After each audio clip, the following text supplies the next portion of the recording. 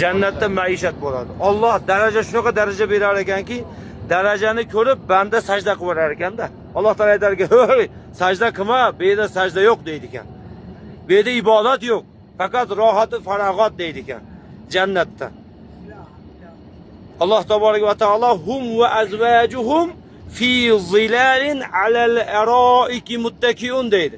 Ular o'z jufti halollari bilan yastangan so'rilarda rohatu farog'atda yasharlar deydi.